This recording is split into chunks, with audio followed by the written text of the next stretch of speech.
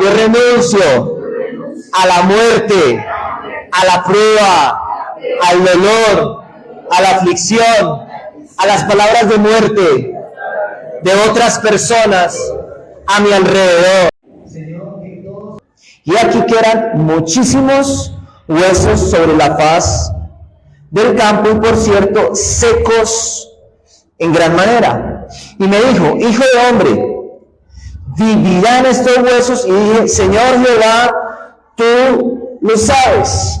Esa es la misma palabra para toda circunstancia y situación que la iglesia vive. Profetiza.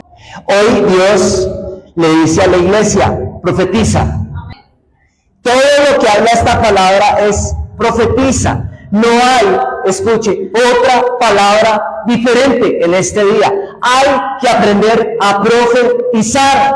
¿Por qué? Porque si no profetizamos, no se activa lo que Dios quiere que se active en nuestra vida. La profecía viene a activar lo que no está activado. Así como una grabadora, un celular o cualquier aparato electrónico necesita de que se oprima un botón para que se encienda y funcione, la profecía es ese botón que hace que se active y funcione lo que no está funcionando. Muchas cosas que están fuera de orden en nuestra vida, en nuestra casa, en nuestras familias y en nuestra iglesia tienen que ver con la falta de profetizar. A veces no es cuánto pecado tenemos dentro. A veces es que no estamos profetizando lo que Dios nos manda que profeticemos. Huesos, y dije: Señor Jehová, tú lo sabes. Siempre que Dios hace una pregunta, o cuando Jesús hacía una pregunta, era porque Él estaba a punto de dar un mensaje profético. Me dijo entonces: profetiza sobre estos huesos y diles: huesos secos, oíd palabra de Jehová. Así ha dicho Jehová el Señor a estos huesos: he aquí, yo hago entrar espíritu en vosotros y viviréis. ¿Qué hace la profecía? Abre la puerta en el mundo espiritual para que del reino de los cielos el Espíritu Santo pueda entrar por esa puerta, espero hacerme entender, y entrar al valle de tus huesos secos y engendrar vida. He aquí yo hago entrar espíritu en vosotros y viviréis. Pero miren lo que está diciendo Dios: yo le hago entrar espíritu a tus huesos secos. ¿A través de qué? A través de la activación profética. Es muy importante que la iglesia tenga madurez para recibir profecía. Acá no nos la pasamos profetizando cada culto, ni cada discipulado. Pero en el momento en que haya una palabra profética, usted tiene que aprender a tener una actitud de recibir y de saber escuchar la palabra profética. Cuando una profecía viene de Dios, siempre va a producir vida. Cuando una profecía no viene de Dios, siempre va a producir muerte. Y la muerte no es solo muerte física, sino muerte espiritual. En otras iglesias, no acá, un hombre en otra iglesia que tenía un espíritu incorrecto, tenía la costumbre de que a cada mujer que conocía le profetizaba y le decía: te profetizo que vas a ser mi mujer. Y cada mujer que ese hombre tocaba o le profetizaba, porque quería era fornicar con ellas y acostar con ellas, las mujeres se enfermaban y se achilaban.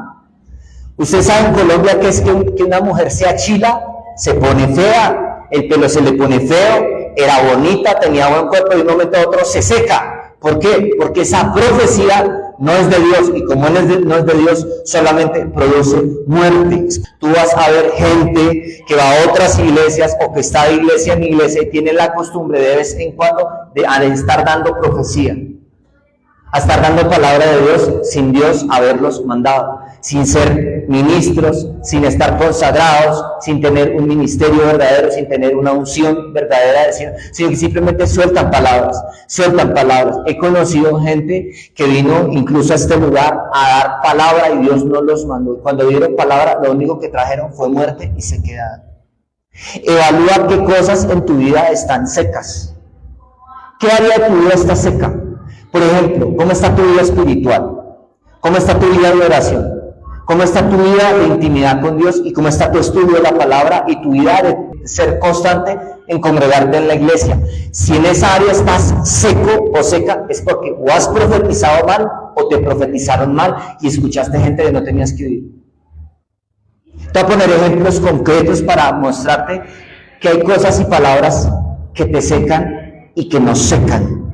Por ejemplo, cuando alguien habla mal de la iglesia o habla mal de los pastores, eso le viene automáticamente a la persona sequedad. Cuando una persona empieza a maldecir la iglesia y empieza a decir palabras como allá no va nadie, eso es una maldición profética sobre la iglesia.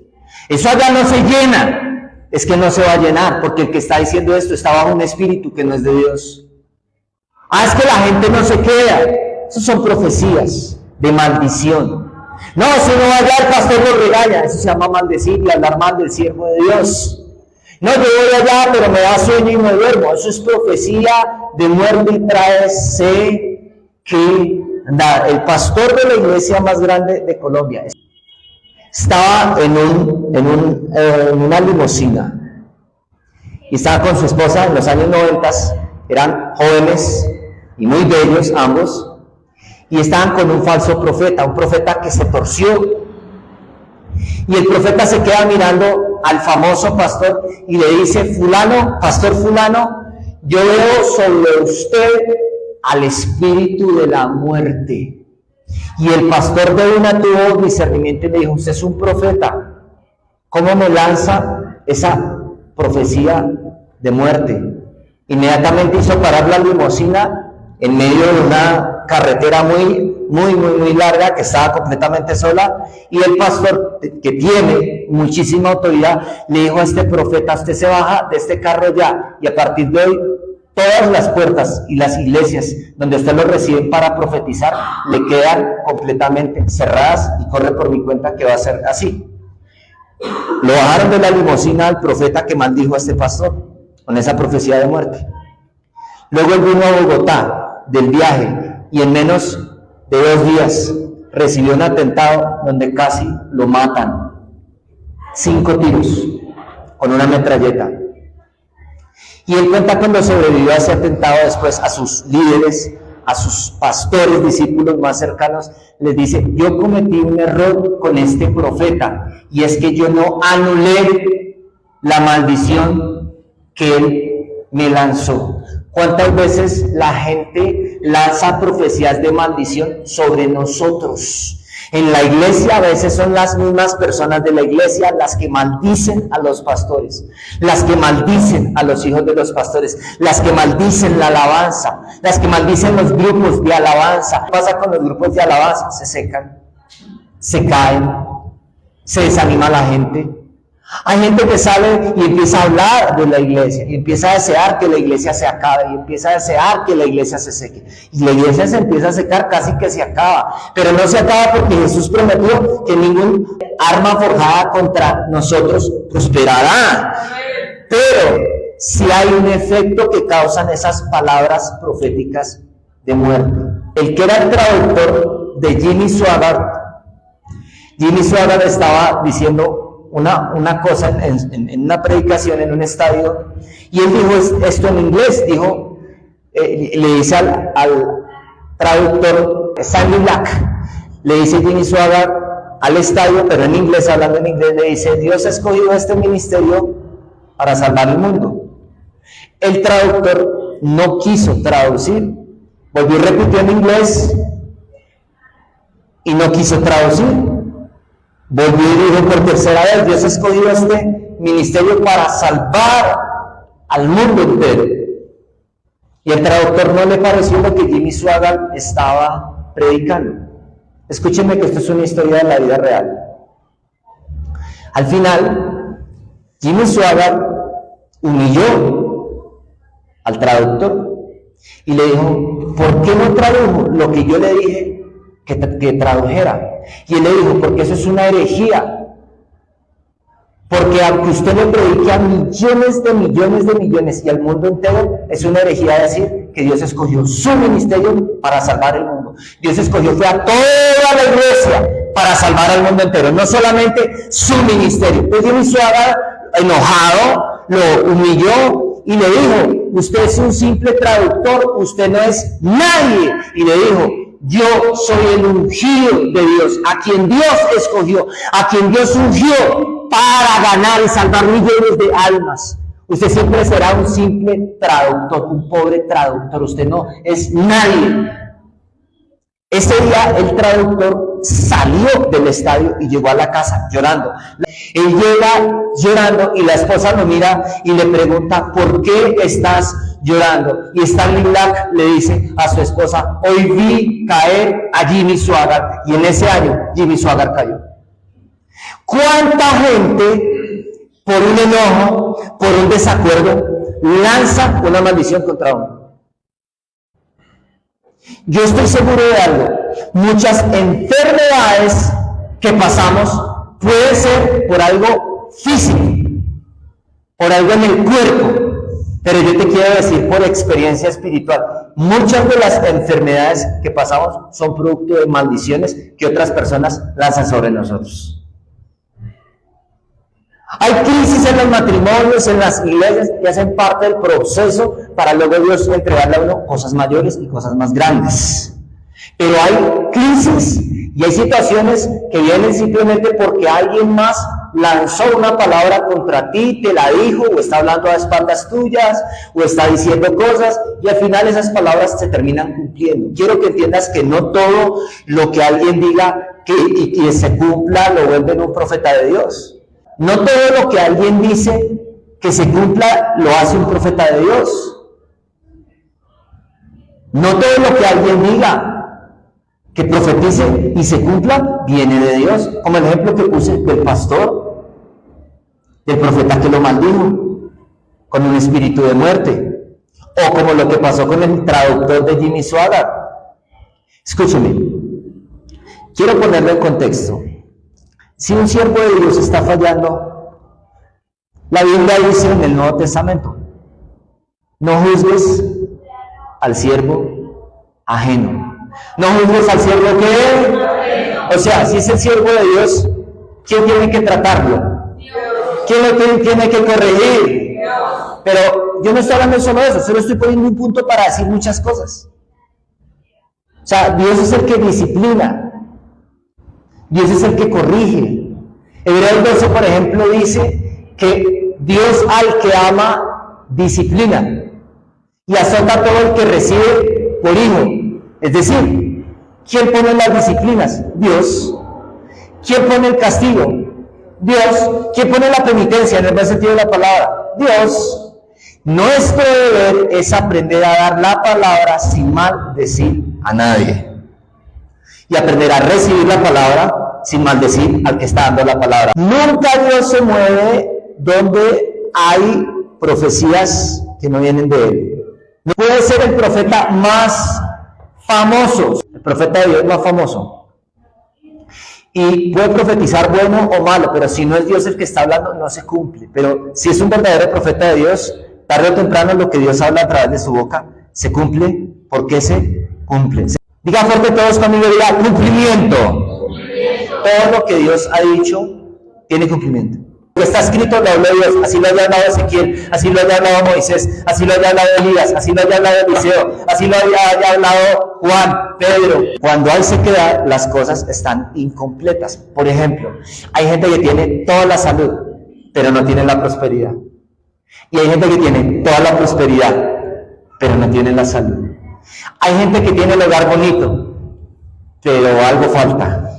Y hay gente que tiene todo, pero no tiene el hogar bonito. ¿Cuántos me entienden lo que estoy diciendo?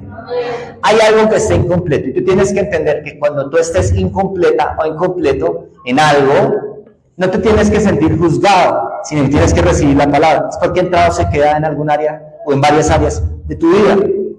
Y Dios está hablando ya de nuestra sequedad. Y pondré tendones sobre vosotros, es decir, están los solo huesos, ahora vienen los tendones. Y haré subir sobre vosotros carne. Entonces mire, huesos, luego tendones, luego carne, y dice, y os cubriré de piel. Y pondré en vosotros espíritu, y viviréis, y sabréis que yo soy Jehová.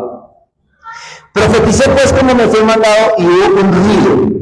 Cuando se profetiza, hay un ruido. Diga conmigo, ruido. Hay ruidos que son del cielo y hay ruidos que son del infierno. Hay una queja que está entre lo bíblico. En los Salmos, por ejemplo, David decía, Señor, se han juntado todos mis enemigos que me quieren destruir. Eso es una queja bíblica, porque es una oración. Pero después tú lees los Salmos, comenzó con una queja, pero termina con una profecía, donde Dios le va a dar victoria sobre sus enemigos que lo quieren destruir. Amén.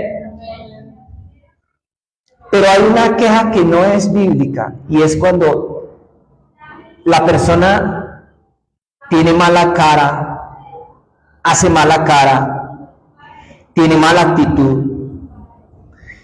Le pueden hablar de fe y hace cara de... Ese es un sonido del infierno y produce cosas. Hay gente que aunque lo tenga todo, siempre encuentra una mala razón para poderse quejar de algo. Es difícil hablarle fe de profecía a gente que está contaminada con eso. Muéstrame Israel en el desierto y te diré que había un pueblo que vio todos los milagros que tú y yo no hemos visto juntos. El mar abrirse, las plagas sobre Egipto, ellos salir libres, pasar por el mar como por tierra seca, y en el momento en que les da ganas de comer carne, solamente maldecían a Moisés, maldecían a Dios, maldecían el desierto. Todos los que se quejan y que no tienen otro lenguaje o no hay un arrepentimiento a tiempo, van a morir en un desierto.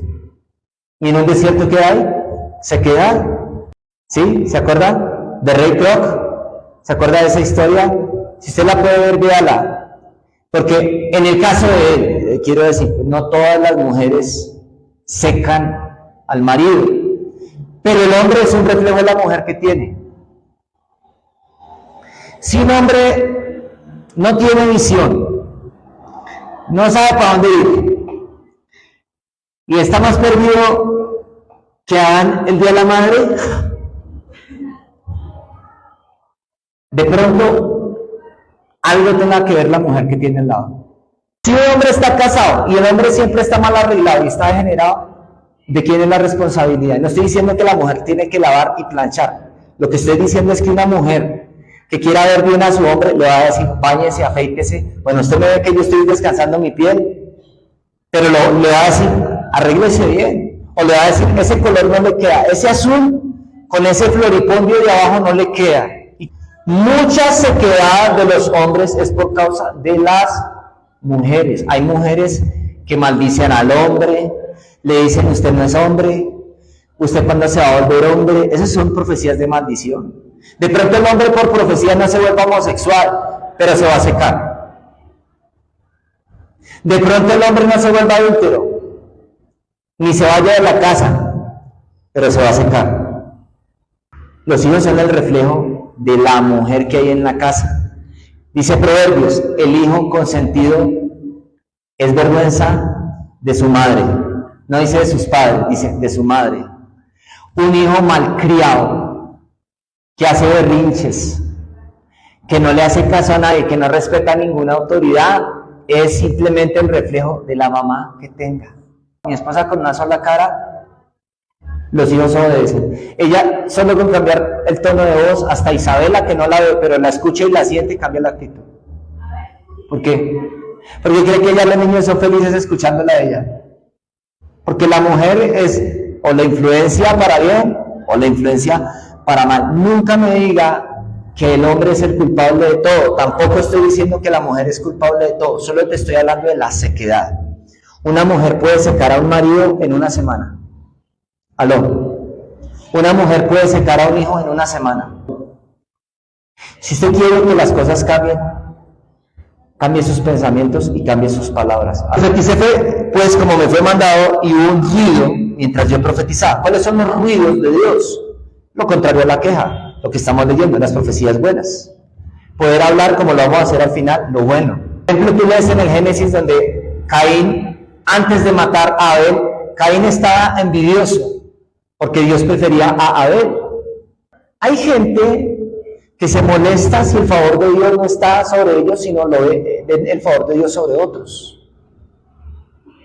Mucho del favor de Dios sobre nosotros tiene que ver con nuestras palabras. Tener una buena palabra en un momento adecuado puede hacer la diferencia entre un ascenso o un despido, entre hacer un buen negocio o perder un buen negocio. Las palabras.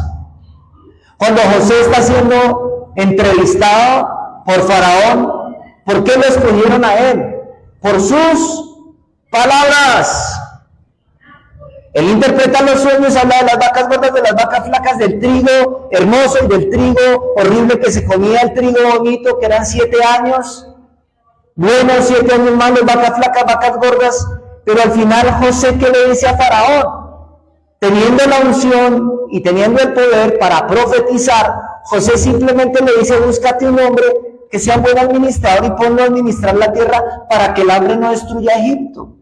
Faraón, ¿qué dice?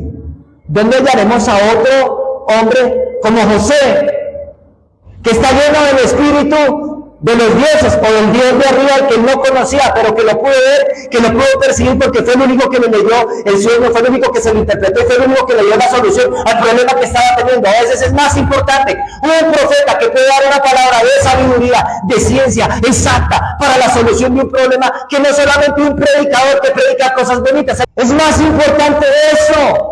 José no oraba por enfermos. José no predicaba y hablaba de iglesia o de muchas cosas. José tenía simplemente el don de interpretar sueños. Tenía una unción especial para administrar. Creo que la iglesia necesita en este tiempo final esa unción que había sobre José. Si hay crisis en el mundo, ¿qué necesita la iglesia? Distinguirse, porque la crisis no va a destruir la iglesia. Distinguirse porque Dios nos va a dar la unción para administrar el avivamiento final que viene antes de que Jesús venga a recoger la iglesia.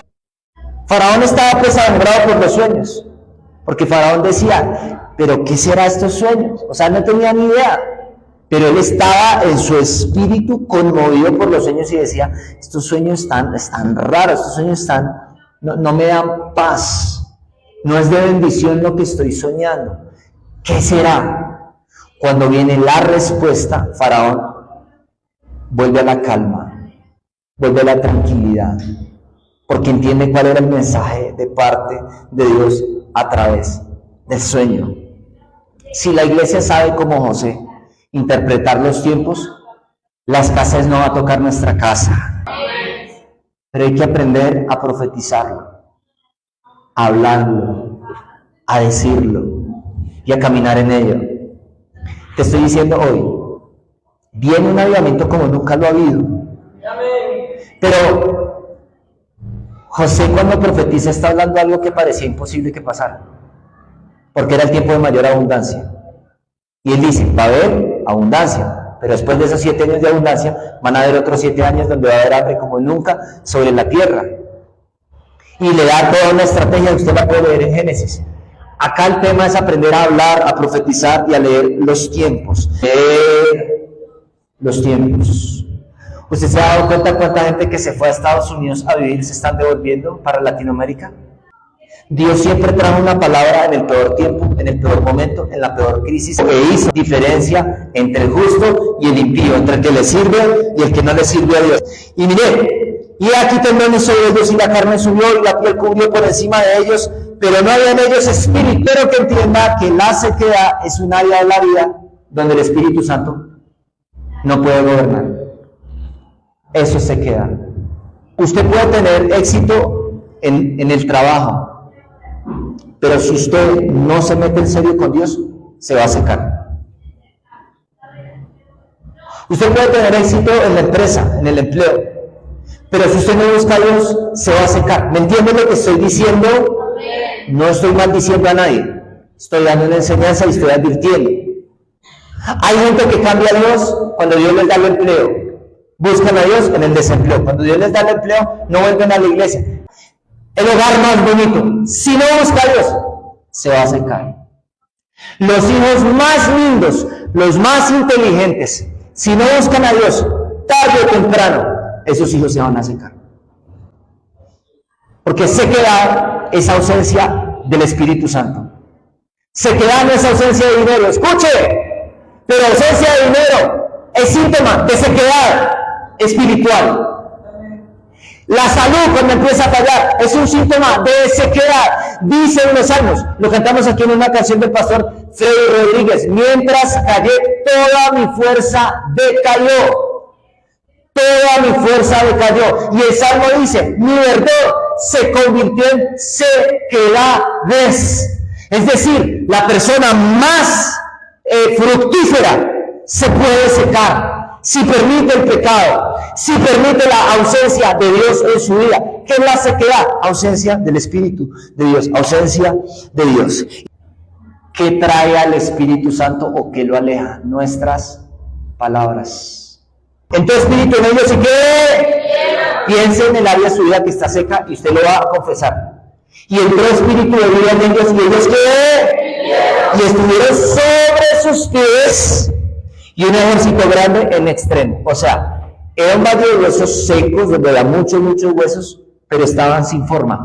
Cuando hay sequedad, las cosas no tienen forma. Cuando entra el Espíritu de Dios, Dios viene a darle la forma correcta a todas nuestras cosas. ¿Qué vengo a decirte hoy? Que todo lo que está fuera de forma, Dios va a hacer que entre en forma. Amén. ¡Aleluya! Tú puedes tener un disco torcido. Dios puede hacer que ese disco se enderezca, hermano. Amén. Alguien puede tener escoliosis. Alguien puede tener una joroba y Dios puede hacer que se enderece el hueso que está torcido y que ahora la persona tenga la forma que tiene que tener. A una persona le puede estar doliendo el hueso, el tendón de la cadera, pero Dios tiene el poder suficiente para enderezar lo que está torcido por la palabra de vida, y lo que antes te dolía ya no te va a doler. Eso para entender lo que nosotros decimos, aunque no somos Israel sino la iglesia, pero la palabra tiene aplicabilidad para nosotros, o aplicación. He aquí ellos dicen: nuestros huesos se secaron y pereció nuestra esperanza y somos del todo destruidos. ¿Qué estaban hablando ellos? ¿Profecía de vida o profecía de muerte? ¿Cuántos están entendiendo? Las profecías de muerte es porque están basadas en lo malo que hemos vivido. Por tanto, profetiza y diga: así ha dicho Jehová el Señor, de aquí yo abro vuestros sepulcros. He aquí que yo abro vuestros ¿qué? Pueblo mío, y os haré subir de vuestras sepulturas y os traeré a la tierra de Israel. ¿Qué les está diciendo Dios? A través de Ezequiel, a través del profeta, les está diciendo todo lo contrario a lo que ellos estaban diciendo. No, se acabó nuestra esperanza. Le voy a hablar en colombiano: estamos fregados, se acabó todo, ya no hay nada que hacer. ¿Eso para qué? Nada va a funcionar. Dios habló todo lo contrario a lo que Israel estaba confesando. ¿Qué viene Dios a decirte? Cambia tu confesión, cambia lo que estás diciendo con tu bendita boca. Deja de maldecir a tus hijos, deja de maldecir tu iglesia.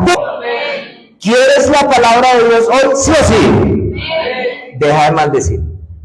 Maldecir es hablar mal y es profetizar muerte, y eso trae sequedad.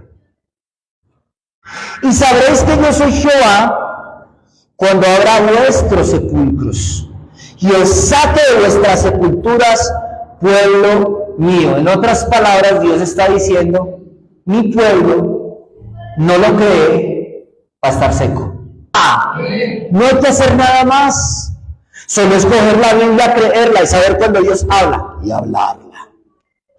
Yo le digo a mi familia, pero ellos no vienen, no van a venir.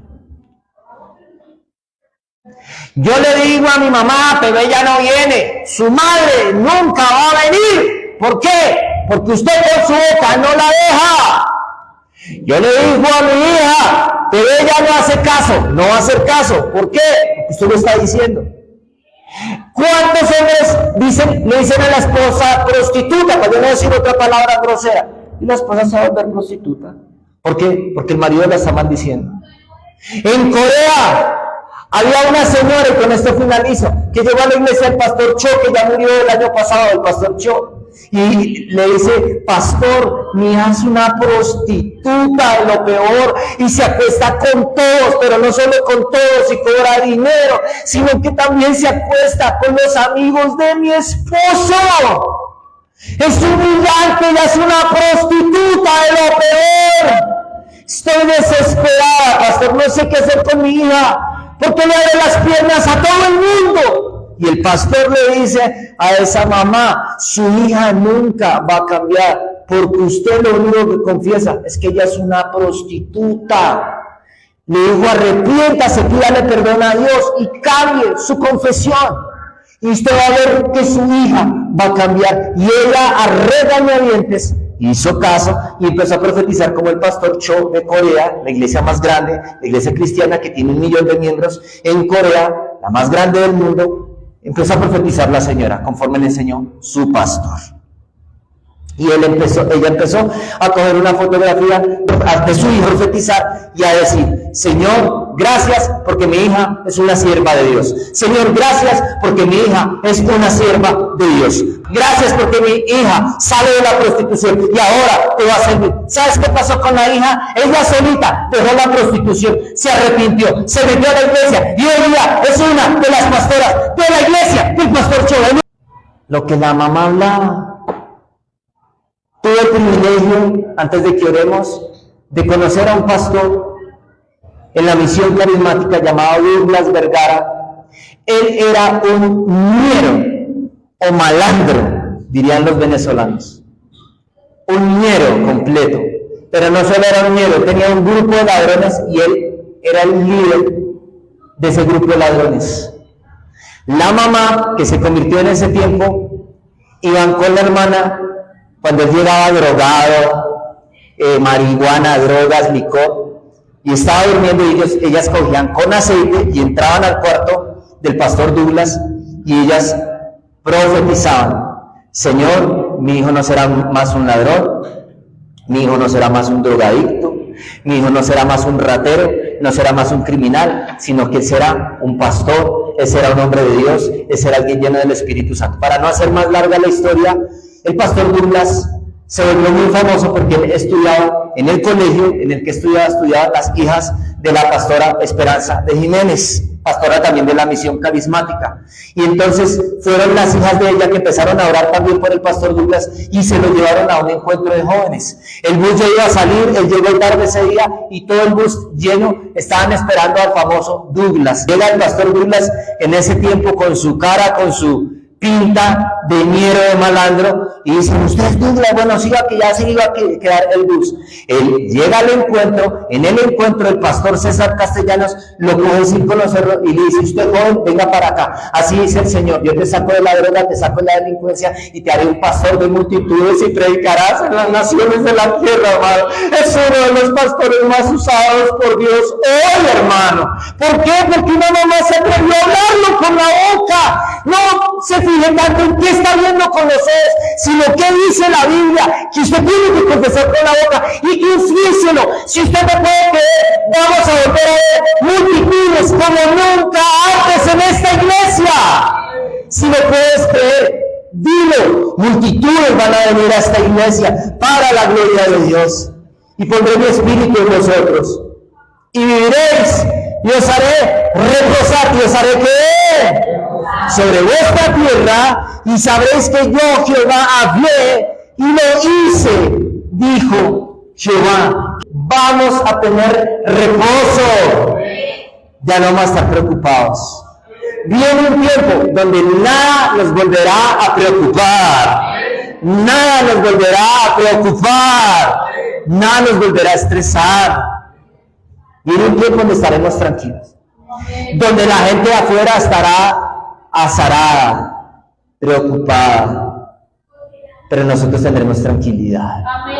La gente afuera va a estar preocupada por el desempleo, por la crisis, pero nosotros vamos a estar tranquilos, porque vamos a tener prosperidad, porque el dinero no nos va a faltar, las ovejas no van a faltar, los cultos no van a faltar, la palabra no va a faltar, todo lo bueno que Dios ha hablado no va a faltar por cumplirse.